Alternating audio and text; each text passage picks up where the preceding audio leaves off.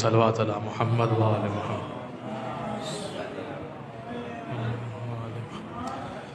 اس سے بہتر اور بلند درود بھیج دے محمد و آل محمد پر. اللہم صل علی محمد وعجل. اعوذ باللہ السمیع العلیم من الشیطان اللعین الرجیم. بسم اللہ الرحمن الرحیم. الحمد للہ علی ما انعم وله الشکر علی ما الہم والثناء بما قدم من عموم نعم ابتدأها وسبوغ آلاء أسداها وتمام منن والاها والصلاة والسلام والتحية والإكرام على أشرف النبيين وخاتم المرسلين سيدنا ونبينا ومولانا أبي القاسم المصطفى محمد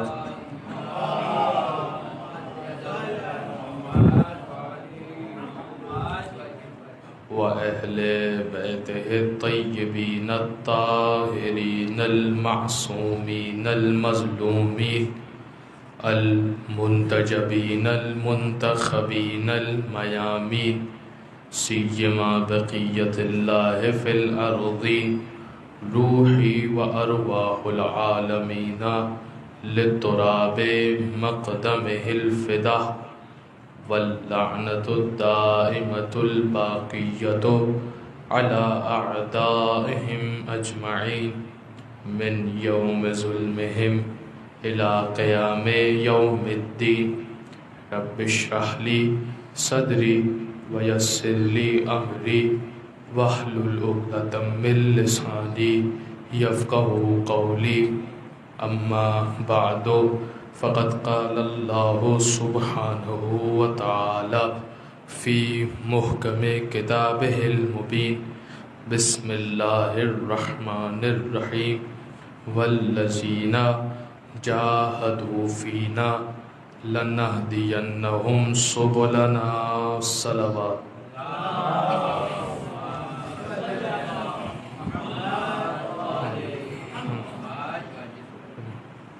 حاضرین گرامی قدر، سامعین محترم، آج کی یہ دوسری مجلس اعزاء مجالس شہادت امیر المومنین کے حوالے سے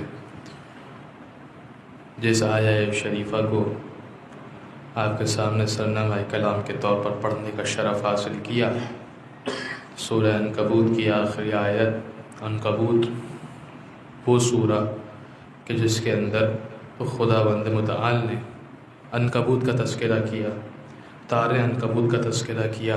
عنکبوت یعنی اسپائڈر، مکڑی کے جال کے حوالے سے تبصرہ کیا تھا، غالباً منافقین کے حوالے سے، کہ منافقین کا معاملہ ایسا ہے کہ جیسے تار عنکبوت کہ جس کے اندر کسی قسم کی کوئی رجسٹنس نہیں ہوتی، انسان اسے لات مار دے، پیر مار دے تو وہ ٹوٹ جایا کرتا ہے. یہ آیت سورہ عنکبوت کی آخری آیت کہ جس کے اندر کل بھی میں نے آپ کے سامنے گزارش کی تھی کہ خداوند متعال نے گویا امید دلائی ہے انسان کو کہ اگر تم ہمارے راستے پر آنے کی کوشش کرو گے تو ہمارا تم سے یہ وعدہ ہے کہ ہم تمہیں اپنے راستے کی جانب ہدایت کر دیں گے. ہم نے فقط اور فقط تم سے کوشش مانگی ہے. جاہدو لفظ جہاد کے اوپر ہم نے کل گفتگو کی تھی، اس کے لغوی معنی کے اوپر، کہ لغوی معنی یہ ہے جہاد کے کہ کوشش کرنا. اس کے لیے میں نے آپ کے سامنے آیت بھی ایک اور پڑھی تھی کہ خداوند متعال کیا فرما رہا ہے، الیس للانسان الا ما سعی. انسان کو وہی کچھ ملتا ہے کہ جس کی وہ کوشش کرتا ہے.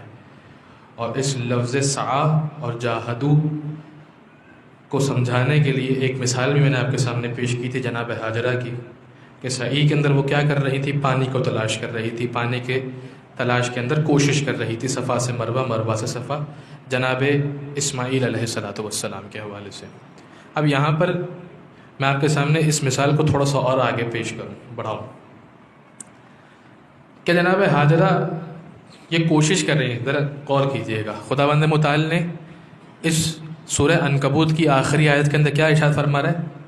وَالَّذِينَ جَاهَدُوا فِينَا لَنَهْدِيَنَّهُمْ سُبُلَنَا، کہ تم ہمارے راستے پر آنے کی کوشش کرو، ہم تمہاری ہدایت کر دیں گے۔ اس کا مطلب یہ ہے کہ خداوند متعال نے اتنا تو کنفرم کر دیا کہ کوشش تم نے ضرور بضرور کرنی ہے، کوشش کیے بغیر ہم تمہاری ہدایت نہیں کریں گے۔ یہ پہلا قدم اٹھانا تمہارا ضروری ہے، پہلا قدم اٹھائے بغیر یہ ہدایت کی امید رکھنا غلط ہے۔ اور دوسری آیت کے اندر اسی کے ساتھ ہی جو میں نے گزارش کی تھی آیت، کیا فرما رہا ہے خداوند متعال؟ الیس للانسان الا ما سعی، انسان کو وہی کچھ ملتا ہے جس کی وہ کوشش کرتا ہے۔ تو کوشش کے بغیر تو کسی چیز کے حوالے سے کوئی امید رکھنا، کوئی رزلٹ کی امید رکھنا، یہ غلط ہے۔ یہ بات تو واضح ہو گئی، بڑی لاجیکل بات ہے، منطقی بات ہے۔ قرآن مجید کی اس آیت کی روشنی میں ہمیں یہ بات تو سمجھ میں آ گئی کہ کوشش کے بغیر کسی بھی چیز کی، کسی بھی رزلٹ کی امید رکھنا نامناسب بات ہے، غلط بات ہے۔ جناب ہاجرہ بھی جو یہ کوشش کر رہی ہیں، آپ کہیے خداوند متعال کو نظر نہیں آ رہا کہ اسماعیل تڑپ رہے ہیں پانی کے لیے؟ بھائی جناب ہاجرہ کوشش کیوں کر رہی ہیں پانی کے لیے؟ کبھی صفا جا رہی ہیں، کبھی مروہ جا رہی ہیں، مروہ سے صفا جا رہی ہیں۔ آپ نے جن افراد نے عمرہ کیا ہے یقیناً جانتے ہیں کہ صفا سے مروہ، مروہ سے صفا جاتے ہوئے ایک گرین کلر کا ایک چینل آتا ہے کہ جس کے اندر مستحب یہ ہے مرد حضرات کے لیے کہ وہ تھوڑا تیز تیز چلیں۔ کیوں؟ اس لیے کہ جناب ہاجرہ یہاں پر تھوڑا تیز تیز چلی تھی۔ کیوں؟ اس لیے کہ تھوڑا نشیبی علاقہ تھا، جناب اسماعیل نظروں سے اوجھل ہو گئے تھے، تو تھوڑا تیز چل کے وہ آگے بڑھیں تو جناب اسماعیل ان کی نظروں میں آ گئے، واپس سے ان کو دیکھنا شروع کیا، انہوں نے وہ نظروں کے اندر آ گئے، ان کو واپس دیکھ سکنا شروع کیا۔ تو یہ ہاجرہ، جناب ہاجرہ جو یہ کوشش کر رہی ہیں، تو کیا خداوند متعال کو نظر نہیں آ رہا کہ اسماعیل اس وقت پیاسے ہیں؟ تو پانی دے دے، اتنا دوڑانے کی کیا ضرورت ہے خداوند متعال کو؟ خداوند متعال بتلانا یہی چاہ رہا ہے کہ ہماری پالیسی سمجھو، جب تک تم کوشش نہیں کرو گے تمہیں اس کا ثمر نہیں ملے گا، جب تک تم کوشش نہیں کرو گے تمہیں اس کا پھل نہیں ملے گا، رزلٹ نہیں ملے گا۔ کوشش کرنا تمہاری ذمہ داری ہے، پھل دینا ہماری ذمہ داری ہے۔ اس آیت سے بھی یہ بات واضح ہو جاتی ہے۔ اب آئیے، کل ہم نے اس لفظ جاہدو کے لغوی معنی کے اوپر ہم نے گفتگو کی تھی، لغوی معنی یعنی کوشش کرنا۔ اب آئیے اس کے کچھ اصطلاحی معنی کے اوپر غور کرتے ہیں۔ لفظ جہاد، لفظ جہاد اصطلاحی معنی اس کے کئی ہیں، بہت سارے ہیں، اور عمومی طور پر لفظ جہاد سے ہمارے ذہن میں وہی جہاد آ جاتا ہے جس کے بارے سے کل اشارہ بھی میں نے کیا تھا۔ بھائی لفظ جہاد سے ہمارے سامنے اشارہ کیا آتا ہے؟ ہمارے ذہن کس طرف منطبق ہو جاتا ہے، کس طرف تبادر ذہنی جاتا ہے؟ وہی کہ پرانے زمانے میں اگر لفظ جہاد کہا جائے تو تلوار لے کر میدان جنگ میں آ جاؤ، باطل کے خلاف کھڑے ہو جاؤ، برسر پیکار ہو جاؤ، اور آج کے زمانے میں AK-47 اٹھاؤ اور شروع ہو جاؤ، بس خالی کر دو، یہ ہے جہاد؟ نہیں حضور والا، صرف یہی جہاد نہیں ہے، صرف اسی کو جہاد کا نام نہیں دیا جائے گا۔ اچھا، جس معنی میں آج اس جہاد کو استعمال کیا جاتا ہے، اس لفظ جہاد کو استعمال وہ تو قطعاً جہاد نہیں ہے، لیکن فقط اور فقط اگر انسان کوئی اچھا کام کرنے کے لیے بھی میدان جنگ میں آ رہا ہے اور گن اٹھا رہا ہے، اسلحہ اٹھا رہا ہے حق کے لیے، اپنے دفاع کے لیے، اسے جہاد سے تعبیر کیا گیا ہے، لیکن فقط یہی جہاد نہیں ہے۔ جہاد کی کئی قسمیں ہیں، اگر آپ غور کریں تو جہاد کی 5 قسمیں ہیں، جہاد کی 5 قسمیں ہیں۔ سب سے پہلا جہاد ہے جہاد بالعلم، علم کے ذریعے سے جہاد کرنا۔ دوسرا جہاد ہے جہاد بالمال، مال کے ذریعے سے جہاد کرنا۔ تیسرا جہاد ہے جہاد بالنفس، انسان اپنے نفس کے ذریعے سے جہاد کرے۔ چوتھا جہاد ہے جہاد بالعمل، عمل کے ذریعے سے جہاد کرنا۔ پھر 5واں جہاد ہے جہاد بالقتال، کہ جس کے اندر انسان پہ تلوار اٹھاتا ہے، اسلحہ اٹھاتا ہے، اور پھر میدان جنگ کے اندر مبارز طلبی کرتا ہے، جنگ کرتا ہے باطل کے خلاف۔ تو جہاد کی کل کتنی قسمیں ہیں؟ 5 قسمیں۔ آئیے ان قسموں کے حوالے سے، ان اقسام کے حوالے سے کچھ گفتگو کرتے ہیں، ذرا سا ان کے اوپر رکیں گے اور انشاءاللہ آج کی یہ گفتگو تمام ہو جائے گی۔ پہلا جہاد بالعلم، علم کے ذریعے سے جہاد کرنا۔ علم کے ذریعے سے جہاد کرنا یعنی خداوند متعال نے جو علم دیا ہے قرآن و سنت کی روشنی میں، اسے قرآن و سنت کی روشنی میں لوگوں تک پہنچانا، اسے کہا جائے گا جہاد بالعلم۔ دینی نقطہ نظر سے کہہ رہا ہوں، جو قرآن و سنت کا علم آپ کے پاس ہے حضور، آپ اسے پہنچا دیجئے لوگوں تک، اور حقیقی معنی میں پہنچائیے، ایسا نہیں کہ اپنی دو نمبری کیجیے، نہیں، جس طرح سے پہنچانے کا حق ہے اسی طریقے سے پہنچائیے، اسے کہا جائے گا جہاد بالعلم۔ اپنی زبان کے ذریعے سے، اپنے قول کے ذریعے سے، جو آپ کہہ رہے ہیں اس کے ذریعے سے، جو خداوند متعال کا جو دیا گیا علم ہے قرآن و سنت کا، آپ اسے لوگوں تک پہنچائیے، تبلیغ کیجیے، اسے کہا جائے گا جہاد بالعلم۔ پریکٹیکل مثال آپ کے سامنے پیش کروں، جہاد بالعلم ایسا ہو کہ جس کے بعد رسول خدا خود کہہ اٹھے کہ انا مدینۃ العلم وعلی بابھا۔ توجہ کیجیے گا، جہاد بالعلم پھر ایسا ہو، پریکٹیکل اگزامپل آپ کے سامنے پیش کر رہا ہوں، اس طرح کا جہاد بالعلم ہو کہ پھر رسول خدا یہ کہے کہ انا مدینۃ العلم وعلی بابھا، انا دار الحکمہ وعلی بابھا، کہ میں حکمت کا گھر ہوں اور علی اس کا دروازہ ہے۔ اس طرح کا جہاد بالعلم۔ جہاد بالعلم ایسا ہو کہ پھر انسان خود اپنے لیے دعویٰ کر سکے کہ اگر میرے لیے اطمینان کی مسند بچھا دی جائے تو میں اس پر بیٹھ جاؤں، اور پھر میں اس کے بعد لأفتیت اہل التوراۃ بتوراتہم واہل الانجیل بانجیلہم واہل القرآن بقرآنہم، کہ میں یہودیوں کے درمیان توریت سے فیصلہ کروں گا، میں عیسائیوں کے درمیان انجیل سے فیصلہ کروں گا، میں مسلمانوں کے درمیان قرآن سے فیصلہ کروں گا، حتی ینطقوا صدق علی وما کذب، یہاں تک کہ سب یہ کہہ اٹھیں گے کہ علی نے جو کچھ کہا سب سچ کہا اور کچھ جھوٹ نہ کہا۔ یار بھائی جہاد بالعلم ہو تو اس لیول کا ہو، انسان کم سے کم اپنا اسٹینڈرڈ تو اس طرح کا کرے، آئیڈیلائز تو کیسی ایسی شخصیت کو کرے کہ جو اس طرح کا دعویٰ کر سکتا ہو۔ جہاد بالعلم کرنا ہے نا، جہاد بالعلم کرنا ضروری ہے، تو آئیڈیلائز کسی ایسی شخصیت کو کرے کہ جو ممبر پر بیٹھ کر یہ کہتا ہو کہ سلونی قبل ان تفقدونی، پوچھو اس سے پہلے کہ مجھے کھو دو۔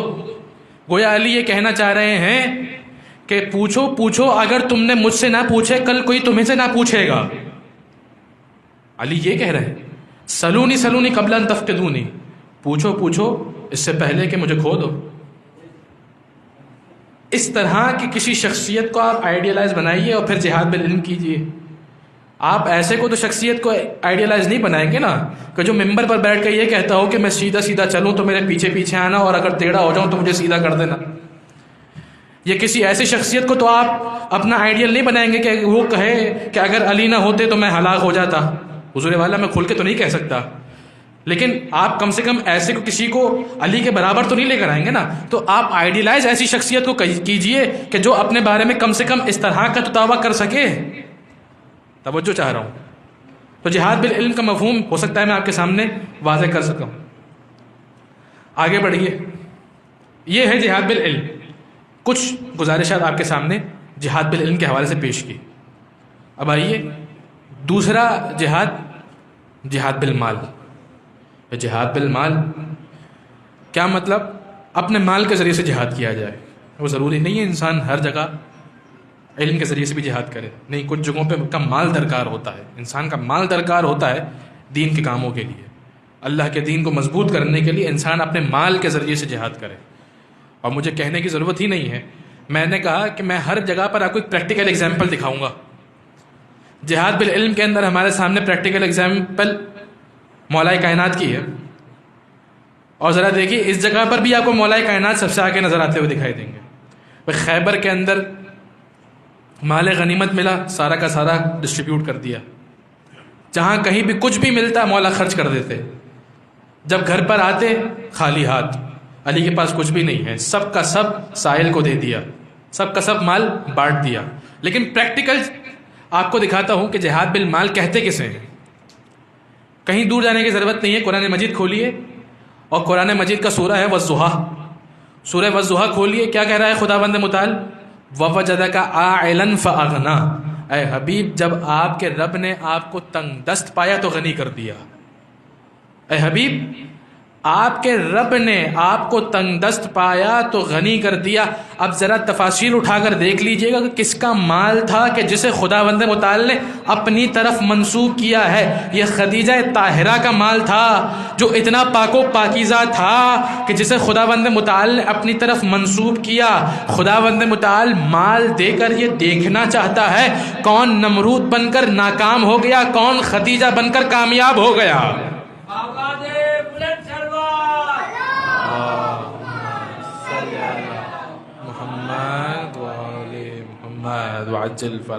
ہے توجہ؟ ذرا دیکھیے جہاد بالمال کس طرح سے کیا جاتا ہے. دین کو ضرورت ہے، رسول کو ضرورت ہے، اپنا سارا کا سارا مال دین کے لیے قربان کر دیا، اپنا سارا کا سارا مال دین کے لیے دے دیے، دین کے لیے وقف کر دیا. آپ یقیناً جانتے ہوں گے کہ مال خدیجہ اتنا بابرکت تھا رسول خدا کے لیے، اتنا بابرکت تھا، یعنی اس کے ثمرات کتنی دور تک گئے ہیں. جناب خدیجہ کا انتقال مکہ مکرمہ میں ہوا ہے. مکہ مکرمہ کے اندر جانتے ہیں شیب ابی طالب کے اندر جناب خدیجہ طاہرہ کا انتقال ہوا ہے. 10 رمضان کو آپ نے یقیناً مجلس سنی ہوگی. شیب ابی طالب کے اندر مکہ مکرمہ کے اندر بائیکاٹ چل رہا ہے اہل بیت کا، رسول خدا کا بائیکاٹ چل رہا ہے. اور اسی دوران جناب خدیجہ کا انتقال ہو جاتا ہے. جناب ابو طالب اس دنیا سے تشریف لے جاتے ہیں. عام الحزن کا نام دیا ہے اللہ کے رسول نے. یعنی جناب خدیجہ طاہرہ سلام اللہ علیہ احسان ہے اسلام کا، اسلام کے اوپر خدیجہ طاہرہ کا احسان ہے اسلام کے اوپر. آپ ثمرات دیکھیے کہ یہ خدیجہ طاہرہ کا مال ہے کہ جو بعد پہ مدینہ منورہ کے اندر بھی استعمال ہو رہا ہے مسجد نبوی کی تعمیر کے لیے. یعنی آپ سوچیے تو صحیح کہ اس بی بی نے کس قدر مار لیا ہے اپنے اس دین اسلام کو اٹھانے کے لیے، کھڑا کرنے کے لیے. کس قدر احسان ہے خدیجہ طاہرہ کا دین اسلام کے اوپر. بس عزیزان محترم، یہ جہاد بالمال کے حوالے سے چند معروضات آپ کے سامنے پیش کیے. اب آگے بڑھیے. جہاد بن نفس. جہاد بن نفس یعنی اپنے نفس کے ذریعے سے جہاد، اپنے نفس سے جہاد. برز معذرت، اپنے نفس سے جہاد یعنی کیا مطلب؟ اپنی نفسانی خواہشات کو خداوند متعال کے لیے کل کر دینا، اپنی نفسانی خواہشات کو خداوند متعال کی خوشنودی کے لیے پس پش ڈال دینا. جو خداوند متعال چاہ رہا ہے اس پر عمل کیا جائے، اسے کہتے ہیں جہاد بن نفس. جہاد بن نفس یعنی شیطان جو تمہیں ورغلا رہا ہے اپنی نفسانی خواہشات پر عمل کرنے کے لیے، شیطان سے کہہ دیا جائے کہ نہیں میں تمہاری بات نہیں مانوں گا، خداوند متعال جو چاہ رہا ہے میں اس پر عمل کروں گا. اسے کہتے ہیں جہاد بن نفس. جہاد بن نفس کی پریکٹیکل اگزامپل آپ ذرا دیکھنا چاہیں تو کہاں آپ کو ملے گی؟ 2 جگہ آپ کو ملیں گی. 2 جگہیں. ایک جگہ آپ کو کون سی آپ کو ملے گی؟ جناب ابراہیم کے قضیے کے اندر. مولا کائنات تک میں آپ کو لے کر جاؤں گا، لیکن جناب ابراہیم کا قضیہ ذرا دیکھیے. قرآن مجید کے اندر آیت موجود ہے. جناب ابراہیم، جناب اسماعیل. اب ذرا دیکھیے واقعاً انسان غور کرے، ایک بوڑھا باپ ہے اور اسے یہ کہا جا رہا ہے کہ اپنے بیٹے کو ذبح کرنا ہے. جہاد بن نفس ہے، معراج جہاد بن نفس کی. انسان اپنی نفسانی خواہشات کو مار دے خداوند متعال کی خوشی کے لیے. خداوند متعال کیا کہہ رہا ہے؟ حکم ہے جناب ابراہیم کو. آیت موجود ہے. جناب ابراہیم جناب اسماعیل سے کہتے ہیں یا بنیا انی ارا فی المنام انی اذبحک، اے میرے بیٹے میں خواب میں یہ دیکھ رہا ہوں کہ میں تجھے ذبح کر رہا ہوں. فانظر ماذا ترى، ذرا تم اپنی رائے اس بارے میں بتاؤ. یہ تو ابراہیم کا جہاد بن نفس. جوان بیٹے کو مارنا ہے، جوان بیٹے کی قربانی دینی ہے، جوان بیٹے کی گردن پر چھری چلانی ہے. یہ ہے ابراہیم کا جہاد بن نفس. اور ذرا دیکھیے اسماعیل کا جہاد بن نفس. جوان، اب ذرا دیکھیے جوان جو ہوتا ہے اس کے دل میں جینے کی سب سے زیادہ آرزو ہوتی ہے کہ میں اس وقت زندہ رہوں، سلامت رہوں، جیتا جاگتا رہوں. ظاہر سی بات ہے بھرپور جوانی کا عالم جب ہو انسان کا، بھرپور شباب کا عالم ہو جب زبان کا، تو وہ چاہتا ہے کہ وہ زندہ رہے. اسماعیل جوان، اور اس موقع پر خداوند متعال حکم دے رہا ہے ابراہیم کو خواب کے ذریعے سے. اب ذرا دیکھیے نبی کو اپنے جیسا کہنے والے، جب تمہارا خواب نبی جیسا نہیں ہو سکتا تو تم نبی کے جیسے کیسے ہو سکتے ہو؟ یہ ابراہیم کو خداوند متعال کا حکم ہے کہ تم اسماعیل کو قربان کرو، جہاد بن نفس. اور اسماعیل سے اپنا خواب ڈسکس کر رہے ہیں ابراہیم. یا بنیا انی اری فی المنام انی اذبحک فانظر ماذا تری، اے بیٹے میں دیکھ رہا ہوں کہ میں تمہیں ذبح کر رہا ہوں، فانظر ماذا تری، تمہاری کیا رائے ہے. اور ایسے میں جناب اسماعیل جو خود ذبیح اللہ ہے، اللہ کا نبی، اللہ کا رسول، جانتا ہے کہ یہ حکم خداوندی ہے، فوراً سے کہہ دیا یا ابت افعل ما تؤمر، اے بابا جان جو آپ کو حکم دیا جا رہا ہے آپ کر گزریے، جو آپ کو حکم دیا گیا ہے آپ اس پر عمل کر دیجئے. یہ ہے اسماعیل کا جہاد بن نفس. یعنی خداوند متعال اس وقت یہ چاہ رہا ہے کہ میری قربانی ہو جائے، میں قربان ہو جاؤں، بابا یہ کام کر گزریے. اور اب اس کے بعد آپ جانتے ہیں، میں بہت تیزی کے ساتھ آگے بڑھوں. آپ جانتے ہیں کہ جناب اسماعیل کا ہاتھ تھام کر شیطان سے بھی کہنا ہے، شیطان سے بھی لڑنا ہے. جہاد بن نفس مطلب یہ ہے کہ شیطان سے بھی تم نے لڑنا ہے. اب ذرا دیکھیے، پریکٹیکل ایگزامپل آپ کے سامنے پیش کر رہا ہوں. جناب اسماعیل کا ہاتھ تھام کر جناب ابراہیم چلے. راستے میں ابلیس آ گیا بہکانے کے لیے ابراہیم کے پاس. اے ابراہیم کیا کر رہے ہو؟ بیٹے کو مارنے چلے ہو؟ بیٹے کو قربان کرنے چلے ہو؟ کیا ہو گیا ہے؟ عقل زائل ہو گئی ہے؟ نعوذ باللہ من ذالک. اے ابراہیم یہ کیا کام انجام دے رہے ہو؟ بیٹے کو مارو گے؟ ابراہیم فوراً پہچان گئے کہ یہ ابلیس ہے، یہ شیطان ہے. کنکر اٹھائے اور مارنا شروع کیا کہ تو دفع ہو جا، تو دور ہو جا، تو ابلیس ہے، تو شیطان ہے. تھوڑی دیر بعد جناب اسماعیل کے پاس آیا اور آ کر کہنے لگا کہ اے اسماعیل تمہارے بابا کا تو دماغ چل گیا ہے، برز معذرت، نعوذ باللہ من ذالک. اے اسماعیل تمہارے بابا کا تو دماغ چل گیا ہے، ارے تم تو جوان ہو، روکو اپنے بابا کو، اپنے باپ کو روکو. یہ کیا کام انجام دے رہا ہے؟ تمہیں مارنے کے لیے لے جا رہا ہے. جناب اسماعیل خود خداوند متعال کا رسول فوراً پہچان گئے کہ یہ شیطان ہے، یہ ابلیس ہے. فوراً کنکر اٹھائے، مارنا شروع کیا کہ تو دفع ہو جا، تو دور ہو جا، تو شیطان ہے، تو ابلیس ہے، تو بہکانے کے لیے آیا ہے. جب یہاں دونوں جگہ پر دال نہ گلی تب اس کے بعد جناب ابراہیم کے گھر پہنچ گیا اور پہنچنے کے بعد دک الباب کیا. اور دک الباب کرنے کے بعد جناب حاجرہ باہر تشریف لائیں. کیا کہتا ہے کہ آپ کے شوہر نامدار کہاں ہیں؟ جناب حاجرہ نے فرمایا کہ کہہ کے گئے ہیں کہ دوست کے گھر گیا ہوں. مجھ سے تو یہ کہا ہے کہ دوست کے گھر گیا ہوں. کہا اسماعیل کہاں ہے؟ اس کو بھی اپنے ساتھ لے گئے. کہا دوست کے گھر نہیں گئے ہیں، وہ اسماعیل کو مارنے کے لیے لے گئے ہیں، ذبح کرنے کے لیے لے گئے ہیں، ان کو جا کر روکیے. تو فوراً سے کہا کہ کیا کروں؟ کہا باہر نکلی، جا کے ان کو روکیے، جا کر روکیے. جیسے ہی یہ کہا، پہلے تو یہ کہا کہ اسماعیل کو مارنے کے لیے لے گئے ہیں، اسماعیل کو ذبح کرنے کے لیے لے گئے ہیں، بڑھاپے کے اندر سٹیا گئے ہیں، نعوذ باللہ من ذالک. آپ فوراً باہر نکلیے اور جا کر ان کو روکیے. تو جناب حاجرہ نے فوراً سے پتھروں کو اٹھایا، کنکروں کو اٹھایا، مارنا شروع کیا. کہا تو دفع ہو جا، تو دور ہو جا، تو شیطان ہے، تو ابلیس ہے. فوراً پہچان گیا جناب حاجرہ، فوراً پہچان گئی، کنکر مارنا شروع کیا. ابلیس ہٹپٹا گیا، شیطان پریشان ہو گیا، کہنے لگا وہ تو خدا کے رسول تھے، وہ مجھے پہچان گئے، آپ تو رسول نہیں ہیں، آپ نے کس طرح سے پہچانا کہ میں شیطان ہوں، میں ابلیس ہوں؟ جناب حاجرہ نے جواب دیا تو نے رسول کی عقل پر شک کیا، تو شیطان ہے، تو ابلیس ہے. تو نے رسول کی زوجہ کو گھر سے باہر نکلنے کا حکم دیا، تو شیطان ہے، تو ابلیس ہے. اب قیامت تک ہمارے پاس ایک معیار طے ہو گیا، جو کبھی بھی رسول کی عقل پر شک کرے پھر وہ شیطان ہوا کرتا ہے، جو کبھی رسول کی زوجہ کو گھر سے باہر نکلنے کا حکم دے وہ شیطان، وہ ابلیس ہوا کرتا ہے. درود بھیجے محمد و آل محمد پر.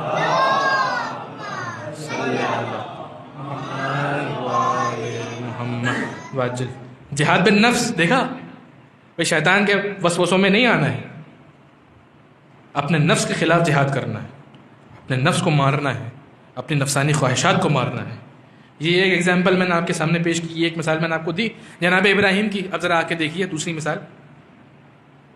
مجھے بہت زیادہ دور جانے کی ضرورت ہی نہیں، قرآن مجید کے اندر آیت موجود ہے. شب ہجرت تو آپ سب نے جانتے ہیں نا کیا ہوا تھا. شب ہجرت اللہ کے رسول علی سے کہہ رہے ہیں.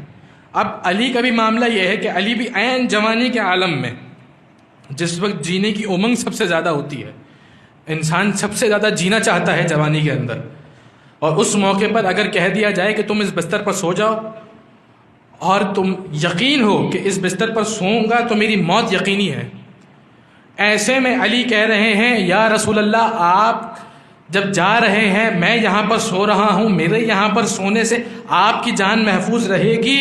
تو اللہ کے رسول نے کہا ہاں علی، تمہارے یہاں سونے سے میری جان محفوظ رہے گی۔ تو اب علی نے کیا کہا؟ علی نے کہا ایسی نیند پھر مجھے کبھی آئے ہی نہیں، اس سے زیادہ میٹھی نیند پھر مجھے زندگی میں کبھی نہیں آئی۔ رسول کے قول کے آگے سر تسلیم خم۔ جانتے ہیں کہ اس کے بعد ہو سکتا ہے کہ سب خون مار دیا جائے اور میں قتل ہو جاؤں، لیکن اللہ کے رسول کی جان محفوظ رہے گی۔ جہاد بالنفس، یہ تو کسی عام انسان کے لیے کہا جائے گا، نہیں تو علی مرتضیٰ ہیں، علی مرتضیٰ کے لیے تو یہ نہیں کہا جائے گا۔ رسول کے قول کے اوپر سر تسلیم خم کر دیا۔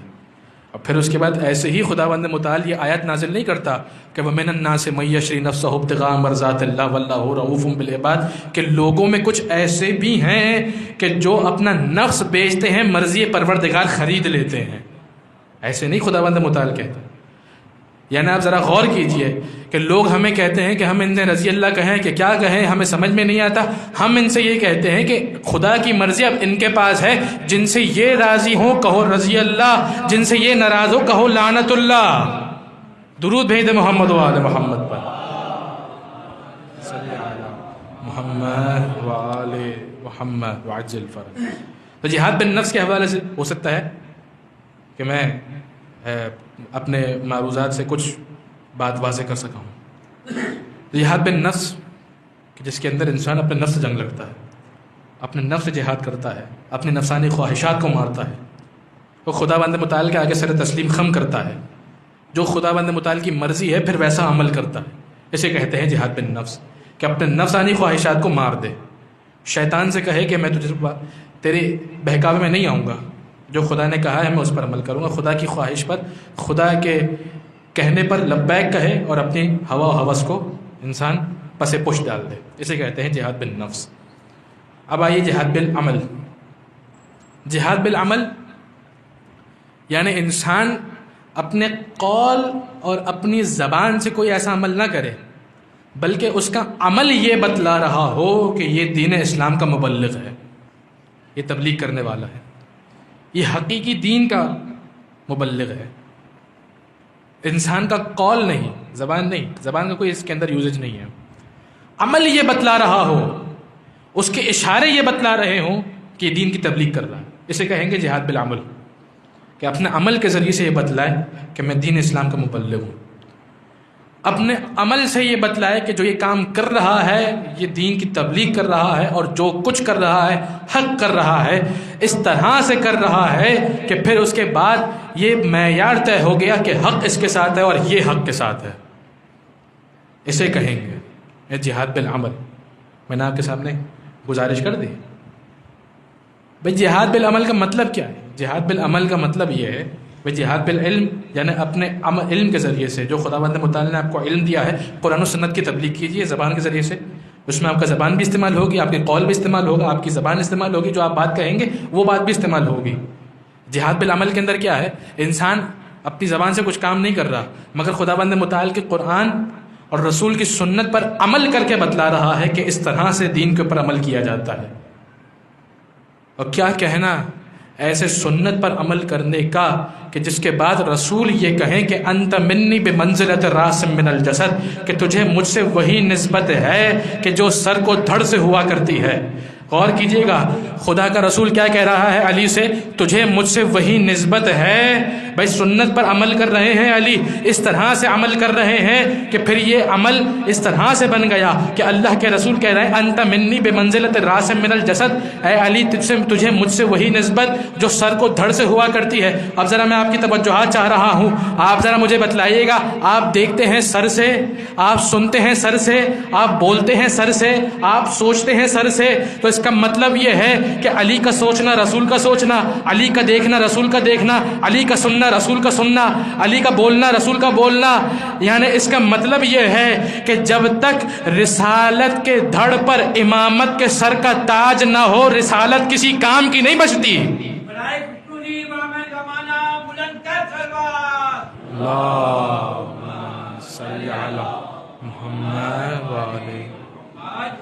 جب تک رسالت کے دھڑ پر امامت کے سر کا تاج نہ ہو، رسالت کسی کام کے نہیں بچتے. اسی لیے تو کل میں نے آپ کے سامنے گزارش کی خداوند متعال کیوں کہہ رہا ہے پہنچا دیجئے وہ جو آپ کے رب نے آپ پر پہلے ہی نازل کر دیا، اور نہ پہنچایا تو کار رسالت انجام نہیں دیا.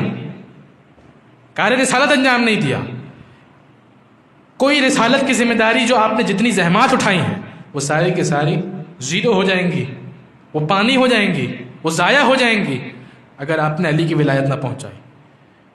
ذرا دیکھیے خدا کا رسول کہہ رہا ہے انت منی بمنزلۃ راس من الجسد، کہ تجھے مجھ سے وہی نسبت ہے کہ جو سر کو دھڑ سے ہوا کرتی ہے. سر نہ ہو تو دھڑ کسی کام کا نہیں، اور رسالت کے دھڑ پر اگر امامت کا سر نہ ہو تو رسالت کسی کام کی نہیں. اب آگے بڑھیے. یہ تو سنت پر عمل کرنے کے بعد اللہ کے رسول نے کہا نا. اور اب ذرا دیکھیے قرآن پر کس طرح سے عمل کیا جائے. قرآن پر اس طرح سے عمل کیا جائے کہ پھر کہا جائے علی مع القرآن والقرآن مع علی، کہ علی قرآن کے ساتھ اور قرآن علی کے ساتھ. جناب والا میں بس آخری جملے ہیں اور اس کے بعد اپنے معروضات کو تمام کر دوں گا. یہاں پر کچھ دیر کے لیے آپ کو روکوں گا. اور ذرا دیکھیے اللہ کے رسول کہہ رہے ہیں علی مع القرآن والقرآن مع علی. آپ نے یقیناً یہ قول سنا، بڑا مشہور و معروف قول. بہت سارے علماء، بہت سارے خطبہ سے بھی آپ نے یہ قول سنا ہوگا، مجالس کے اندر، محافل کے اندر، دروس کے اندر. اس قول کا میں نے ترجمہ آپ کے سامنے کیا کیا؟ علی قرآن کے ساتھ، علی مع القرآن، علی قرآن کے ساتھ، والقرآن مع علی، اور قرآن علی کے ساتھ. کچھ دیر کے لیے آپ کو روکوں گا اور آپ سے ہی استفادہ کروں گا. ذرا دیکھیے یہ ترجمہ جو میں نے آپ کے سامنے کیا ہے کہ علی قرآن کے ساتھ، قرآن علی کے ساتھ. جب میں یہ کہہ رہا ہوں علی قرآن کے ساتھ، لفظ یہ ساتھ کا ترجمہ کہاں سے آ رہا ہے؟ اس جملے کے اندر 3 الفاظ موجود ہیں، علی مع القرآن. یہ ساتھ کا ترجمہ آ رہا ہے مع کے ذریعے سے. اتنی عربی تو میرا خیال ہے ہم سب کو آتی ہے کہ ہم سمجھ جائیں کہ مع کا مطلب یہ ہے کہ ساتھ. ہم زیارت عاشوراء، زیارت وارثہ کے اندر نہیں کہتے یا لیتنی کنت معکم، اے کاش میں بھی آپ کے ساتھ ہوتا. تو میں آپ کے ساتھ ہوتا، یہ ترجمہ کہاں سے آیا؟ معکم، آپ کے ساتھ ہوتا، یا لیتنی، اے کاش. تو یہ لفظ مع کا ترجمہ ہم کیا کرتے ہیں؟ ساتھ. علی مع القرآن والقرآن مع علی. علامہ جعفر زیدی شہید علی اللہ مقامہ، شہید لاہور کہتے ہیں ان کا یہاں پر بڑا خوبصورت نقطہ ہے. وہ فرمایا کرتے تھے کہ یہ ترجمہ غلط ہے، علی مع القرآن والقرآن مع علی. اس لیے کہ اگر میں آپ سے کہوں بھائی رسول کا قول ہے، اور رسول افصح العرب، عرب کے سب سے فصیح ترین شخصیت رسول خدا. آپ جانتے ہیں نا کہ اللہ کے رسول کیا فرما رہے ہیں؟ اللہ کے رسول فرما رہے ہیں، یقیناً آپ نے سنا ہوگا کہ ذات کا تلفظ جو ہے وہ بہت مشکل ہے. عربی زبان کے اندر ذات کا تلفظ جو ہے وہ بہت مشکل ہے. بھائی اس کو زبان کو یہاں سے لگاؤ اور اس طریقے سے کہو تو ذات کا تلفظ ادا ہوگا. اس کے باوجود بھی بہت سارے افراد ذات کا تلفظ ادا نہیں کر سکتے. اور اللہ کے رسول کہتے ہیں کہ پوری دنیا عرب کے اندر جو سب سے بہترین ذات کا تلفظ ادا کر سکتا ہے وہ میں ہوں. تو رسول خدا افصح العرب، عرب کے فصیح ترین شخصیت اللہ کے رسول. اور وہ یہ کہہ رہے ہیں علی مع القرآن والقرآن مع علی. اور عربی زبان کا قاعدہ یہ ہے کہ عربی زبان کے اندر، اور خود رسول افصح العرب ہونے کے اعتبار سے، فصیح ترین شخصیت ہونے کے اعتبار سے، کوئی لغو بات کہہ دیں تو یہ کلام کا نقص شمار ہوگا. یعنی کلام بڑا عجیب بات ہے کہ یہ کہہ دیا جائے کہ سورج جو ہے وہ، میں ایسی یعنی رینڈملی کہا جائے کہ سقراط نے کہا تھا کہ جناب والا سورج جو ہے وہ مشرق سے طلوع ہوتا ہے. تو آپ کہیں گے بڑی فضول سی بات کی، یہ تو فیکٹ ہے، یہ کیا بات کہہ دی آپ نے. یا میں یہ کہوں کہ آئنسٹائن نے کہا تھا کہ شربت میٹھا ہوتا ہے، آپ کہیں گے جناب والا کیا ہو گیا آپ کو، سب صحیح ہے. تو اللہ کے رسول سے ہم کم سے کم یہ توقع نہیں کر سکتے کہ کوئی فضول بات کہیں گے. ایسا ہی ہے. تو یہاں پہ اللہ کے رسول کہہ رہے ہیں علی مع القرآن والقرآن مع علی. تو جب اللہ کے رسول نے ایک مرتبہ کہہ دیا کہ علی قرآن کے ساتھ ہے، تو دوسری مرتبہ کہنے کی کیا ضرورت ہے قرآن علی کے ساتھ ہے. بھائی آپ کسی سے کہیں کہ میں آپ کے ساتھ ہوں تو آٹومیٹکلی بات تو یہ ثابت ہو جائے گی نا کہ وہ بھی آپ کے ساتھ ہے. تو اللہ کے رسول دوسری مرتبہ کیوں کہہ رہے ہیں کہ قرآن بھی علی کے ساتھ ہے؟ تو عجیب بات ہے. تو اگر آپ اس کا اس طرح سے ترجمہ کریں کہ یہ اس کے ساتھ، وہ اس کے ساتھ، علی قرآن کے ساتھ، قرآن علی کے ساتھ، تو جناب جعفر زیدی شہید فرماتے ہیں کہ یہ ترجمہ میری نظر میں ایز اے طالب علم غلط ہے. دیکھیے عربی زبان بہت فصیح زبان ہے، اور اس کے اندر ایک ایک لفظ کے کئی معنی ہوتے ہیں، ایک ایک لفظ کے کئی معنی ہوتے ہیں. ضروری نہیں ہے کہ یہاں پر ماں کا ترجمہ ساتھ کا کیا جائے. انہوں نے کہا یہاں پر ترجمہ کیا جائے گا علی مع القرآن والقرآن مع علی. علی قرآن کی اتباع کرتے ہیں، قرآن علی کی اتباع کرتا ہے. علی قرآن کی اتباع کرتے ہیں اور قرآن علی کی اتباع کرتے ہیں. آپ ذرا دیکھیے کہ علی کس طرح سے قرآن کی اتباع کرتے ہیں. قرآن نے کہا اقیم الصلاۃ تو علی نے نماز پڑھ لی. قرآن نے کہا آتوا الزکوٰۃ تو علی نے زکوٰۃ دے دی. قرآن نے کہا وللہ علی الناس حج البیت من استطاع الیہ سبیلا تو علی نے حج کر لیا.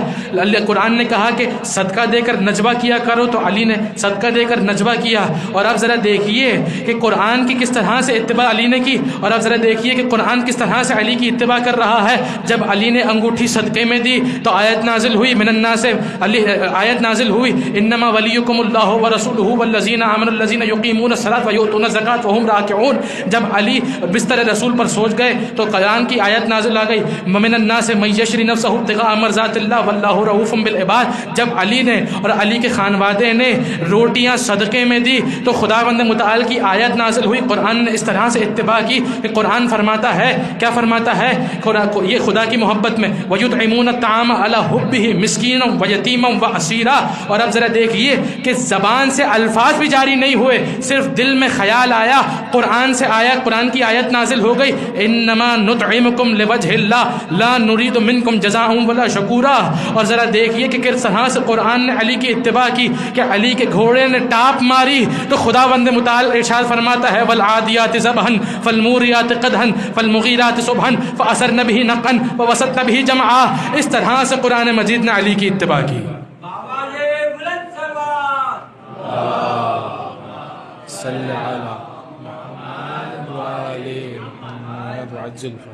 وہ جہاد بالعمل اس طرح کا ہو کہ پھر آپ کا ہر فعل ہر عمل اس طرح کا ہو کہ قرآن مجید کی آیت نازل ہو.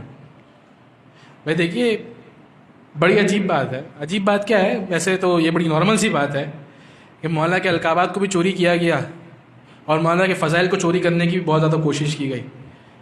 حضور والا جناب کیا کریں، چوری کرنے کی عادت جاتی نہیں لوگوں کی. اب وہ مولا رکوع میں ہے، سائل آیا، سائل نے کچھ مانگا، مولا نے انگوٹھی صدقے میں دے دی، وہ خدا نے آیت نازل کر دی. ایسا ہے نہیں ہے. تو مولا کی فضائل کو چوری کرنے کی عادت تھی تو اب حضور والا پلان کر کے ایک فقیر پلانٹ کیا گیا کہ جب ہم رکوع میں جائیں تو آپ بھی تشریف لائیے گا، کچھ مانگیے گا، ہم بھی آپ کو صدقے میں انگوٹھی دیں گے، ہو سکتا ہے ہمارے لیے بھی کوئی آیت نازل ہو جائے. کوئی آیت تو کیا نازل ہونی تھی، ایک لفظ بھی نازل نہیں ہوا. تو یہ طریقہ کار بہت پرانا تھا مسلمانوں کا، اس طریقے سے چوری کرنے کی عادت بہت پرانی تھی. خیر آگے بڑھتے ہیں. تو جہاد بالعمل اس طرح کا ہو، خودشنودی خدا کے لیے کام جو کیا جائے اس کی بات ہی الگ ہوا کرتی ہے. آیت کے لالچ کے اندر یا تعریف کی لالچ میں اگر کوئی کام کیا جائے تو پھر کچھ بھی نہیں ہو سکتا آپ کا.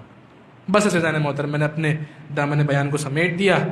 آج ہے 19ویں ماہ مبارک رمضان کی رات. اب 19ویں ماہ مبارک رمضان گزر گئی اور اب 20ویں ماہ رمضان کے اندر ہم داخل ہو چکے ہیں.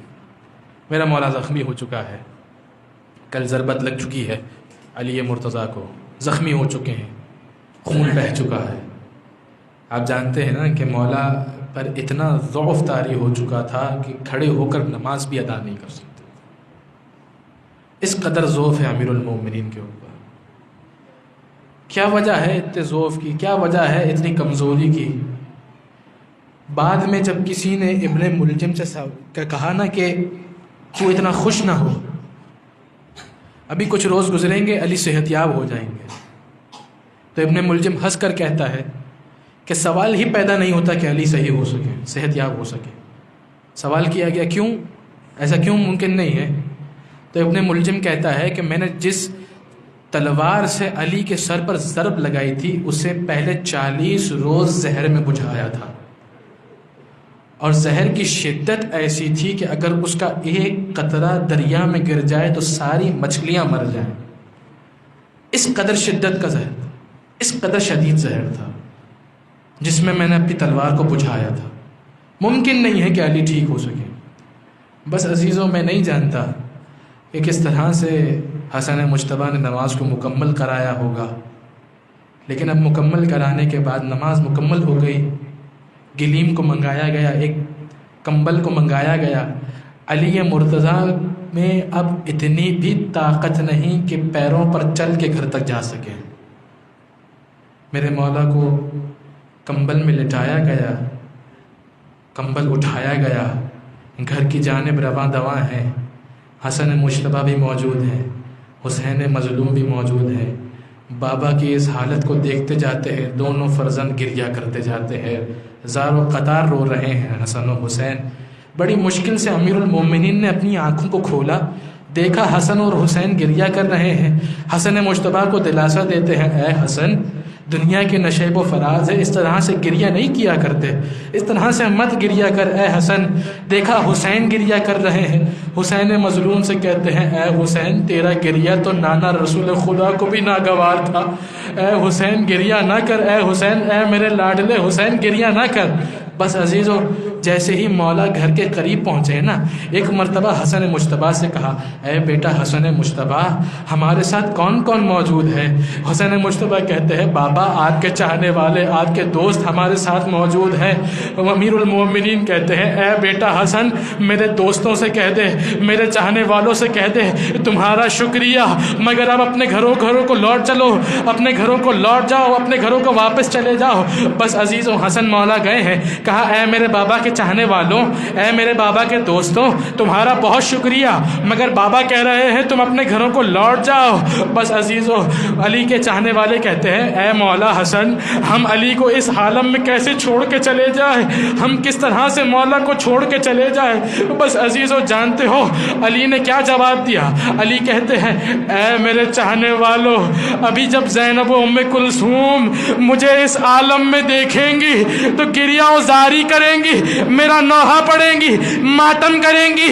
میں نہیں چاہتا کہ نامحرموں کی کانوں میں زینب و ام کلثوم کی رونے کی آوازیں جائے۔ میں ہاتھ جوڑ کر کہوں گا، اے علی، یہ 40 ہجری کا کوفہ ہے، آج سارے دوست موجود ہیں، آپ سے یہ برداشت نہ ہو سکا کہ آگ کی زینب و ام کلثوم کے رونے کی آواز ان کے کانوں میں پہنچے۔ ذرا آئیے، 61 ہجری یہی کوفہ ہوگا، دوست نہ ہوں گے، دشمنوں کا مجمع ہوگا، آپ کی زینب ہوگی، ہاتھ پسے پش سے بندھے ہوں گے، منادی ندا دے رہا ہوگا، تماشا دیکھنے والوں تماشا دیکھو، یہ علی و زہرا کی بیٹیاں ہیں، یہ محمد مصطفیٰ کی نواسیاں ہیں، اجرکم اللہ، اجرکم اللہ۔ بس عزیزو، جیسے ہی میرے مولا گھر میں پہنچے ہیں نا، ایک مرتبہ میرے مولا کو لٹایا گیا، طبیب کو بلایا گیا۔ جانتے ہو نا، طبیب نے ایک پٹی میرے مولا کے ماتھے پر باندھ دی تھی۔ کچھ دیر بعد مولا کے صحابی ہے حجر ابن عدی، وہ کہتے ہیں، جب میں علی کے پاس گیا ملاقات کے لیے، میں نے علی کے چہرے کو دیکھا، میں تشخیص نہ کر سکا کہ پٹی زیادہ سرخ تھی یا میرے مولا کا چہرہ زیادہ سرخ تھا۔ بس عزیزو، زہر کی شدت میں اضافہ ہوتا چلا گیا، میرے مولا کی تکلیف میں اضافہ ہوتا چلا گیا۔ بس عزیزو، ایک مرتبہ پھر طبیب کو بلایا گیا۔ جیسے ہی طبیب نے میرے مولا کا معائنہ کیا نا، ایک مرتبہ حسن مجتبیٰ کے ہاتھ کو تھاما، صحن خانہ میں آئے اور آ کر کہتے ہیں، اے آقا حسن، اے آقا حسن، اپنے بابا سے کہہ دیجئے اگر کوئی وصیت ہے تو کر لے، میں علی کو بچتا ہوا نہیں پاتا۔ بس عزیزو، آپ جانتے ہیں نا، کسی جوان بیٹے کے سامنے اس کے باپ کے لیے اس طرح کی کوئی بات کر دی جائے تو اس کے دل پر کیا گزرے گی، مگر جانتے ہو حسن مجتبیٰ نے کیا جواب دیا؟ اے طبیب، آہستہ بول، ایسا نہ ہو زینب کبریٰ سن لیں، ایسا نہ ہو زینب کبریٰ سن لیں۔ میں حسن مجتبیٰ سے کہوں، اے آقا حسن، آپ فقط اتنا برداشت نہ کر سکے کہ زینب کبریٰ نے اگر بابا کی موت کی خبر کو سن لیا تو زینب کبریٰ پر کیا گزرے گی؟ آئیے ذرا عاشور کے روز تلہ زینبیہ زینب کبریٰ کھڑی دیکھ رہی ہے، 70 قدم کا فاصلہ ہے، بھیا حسین سجدے کے عالم میں شمر سوار ہے، ضربتیں چل رہی ہیں، حسین کا گلا کاٹا جا رہا ہے۔ اجرکم علی اللہ، اجرکم علی اللہ۔ علی مرتضیٰ نے اپنے سارے بچوں کو اپنے پاس بلایا۔ ایک مرتبہ حسن مجتبیٰ کو اپنے پاس بلا کر کہتے ہیں اے حسن اس طرف کھڑے ہو جاؤ۔ حسن مجتبیٰ کا ہاتھ لیا، حسین غریب سارے بچوں کا ایک ایک کر کے اپنے پاس بلاتے ہیں، اے میرے بچوں میرے پاس آؤ۔ ایک ایک بچے کا ہاتھ اٹھایا، حسن مجتبیٰ کے ہاتھ میں رکھ دیا، کہنے لگے اے میرے بیٹے، اے میری بیٹی، یہ حسن مجتبیٰ تمہارا امام ہے، دیکھو اس کی بات کو رد نہ کرنا، اس کی بات کو امام کا درجہ دینا، یہ آج سے تمہارا آقا اور مولا ہے، یہ آج سے تمہارا امام ہے۔ ایک ایک بیٹے کا ہاتھ لیا، ایک ایک بیٹی کا ہاتھ لیا، حسن مجتبیٰ کے ہاتھ میں دیتے گئے، یہی تلقین کرتے گئے، یہی وصیت کرتے گئے۔ جب سارے بچے مکمل ہو گئے، ایک مرتبہ ایک کونے سے کسی بی بی کے رونے کی آواز بلند ہوئی۔ علی سوال کرتے ہیں ابھی میں زندہ ہوں، یہ گریہ کون کرتا ہے؟ کسی نے کہا ماں ام البنین گریہ کر رہی ہے۔ ام البنین کو بلایا، ایک مرتبہ کہتے ہیں علی اے ام البنین گریے کا کیا سبب ہے، کیوں گریہ کرتی ہے؟ ام البنین نے کہا اے آقا آپ نے سارے بچوں کے ہاتھ حسن کے ہاتھ میں دیے، میرے عباس سے کوئی خطا ہو گئی تھی، آپ نے اس کا ہاتھ کسی کے ہاتھ میں نہ دیا۔ ایک مرتبہ حسین کو بلایا، کہا اے حسین ادھر آؤ۔ عباس کو بلایا، عباس کا ہاتھ اٹھایا، حسین کے ہاتھ میں دیا اور کہنے لگے اے عباس تو جانتا ہے نا میں نے تجھے حسین کے لیے مانگا تھا، آج سے حسین تیرا امام ہے، خبردار حسین کو بھائی کہہ کر مخاطب نہ کرنا، ہمیشہ آقا اور مولا کہہ کر مخاطب کرنا۔ بس عزیزو، بس عزیزو، اب اپنے بچوں سے کہا اے میرے بچوں دور چلے جاؤ، فقط زینب اور حسین یہاں پر رہیں، باقی سب بچے دور چلے جائیں۔ ایک مرتبہ زینب کو اپنے پاس بلایا اور بلا کر کہنے لگے اے زینب اپنے کانوں کو میرے لبوں سے متصل کر دو۔ زینب نے اپنے کانوں کو بابا کے لبوں سے متصل کیا۔ علی نے کوئی وصیت کی، یہ وصیت راز ہی رہی۔ ایک مرتبہ حسین کو بلایا، حسین کو بلا کر کہتے ہیں اے حسین اپنے لبوں کو اپنے کانوں کو میرے لبوں سے متصل کر دو۔ حسین نے بھی ایسا ہی کیا۔ علی نے کوئی وصیت کی، یہ وصیت بھی راز رہی۔ جانتے ہو حسین والی وصیت کب راز فاش ہوا؟ حسین والی وصیت کا کب راز فاش ہوا؟ عاشور کا دن تھا، حسین غریب خیمے میں آئے اور رخصت آخر کے لیے ایک مرتبہ زینب کبریٰ کو اپنے پاس بلایا، کہا بہن زینب ذرا ادھر آنا۔ زینب جیسے ہی آئے حسین کہتے ہیں اے بہن زینب اپنے بازوؤں سے ردا کو ہٹانا۔ زینب نے جیسے ہی بازو سے ردا کو ہٹایا، بازوؤں سے ردا کو ہٹایا، ایک مرتبہ حسین غریب آگے بڑھے، بہن کے بازوؤں کے بوسے لینا شروع کیے۔ زینب پریشان، بھیا کیا ماجرا ہے؟ حسین کہتے ہیں زینب 21 رمضان کی شب تھی، میرا بابا اس دنیا سے جا رہا تھا، مجھ سے وصیت کی تھی اے حسین کربلا میں رخصت آخر کے لیے جب تم زینب کے پاس جاؤ میری طرف سے ان بازوؤں کے بوسے لینا جس میں رسیاں باندھی جائیں گی۔ اجرکم علی اللہ، اجرکم علی اللہ۔ زینب والی وصیت بھی راز ہی رہی۔ جانتے ہو یہ راز کب فاش ہوا؟ جب یہ قافلہ، لٹا ہوا قافلہ شام میں پہنچا ہے نا، 7 دروازوں سے ہوتے ہوئے دربار شام میں داخل ہونا تھا۔ ایک ایک دروازے پر زینب کبریٰ نے ساری بیویوں کو دلاسا دیا، ساری بیویوں کو حوصلہ دیا، اے ام کلثوم گھبرانا نہیں، زینب تمہارے ساتھ موجود ہے، اے ام لیلا گھبرانا نہیں، زینب تمہارے ساتھ موجود ہے، رقیہ گھبرانے کی ضرورت نہیں ہے، زینب کبریٰ تمہارے ساتھ موجود ہے۔ جیسے ہی 7ویں دروازے پر پہنچے نا، ایک مرتبہ زینب کبریٰ دروازے کی چوکھٹ پر بیٹھ گئی۔ سید سجاد آگے بڑھے، کہا پھپھی اماں دربار آ گیا ہے، دربار میں نہ چلیے گا۔ ایک مرتبہ زینب نے کہا اے بیٹا سید سجاد 21 رمضان کی شب تھی، میرا بابا مجھ سے کہہ رہا تھا زینب دربار جانا لازم ہے، مگر زینب گھبرانا نہیں، تیرا بابا تیرے ساتھ چلے گا۔ بس سید سجاد میں اپنے بابا کا انتظار کر رہی ہوں، جیسے ہی میرا بابا آئے گا میں دربار میں چلی جاؤں گی، اجرکم اللہ۔ کچھ دیر بعد زینب کھڑی ہوئی، ایک مرتبہ کہا السلام علیک یا امیر المومنین، اے بابا زینب کا سلام قبول کرو، اے سید سجاد، چلو دربار میں جانے کا وقت آ گیا ہے، میرا بابا میری مدد کے لیے آ پہنچا۔ ماتم حسین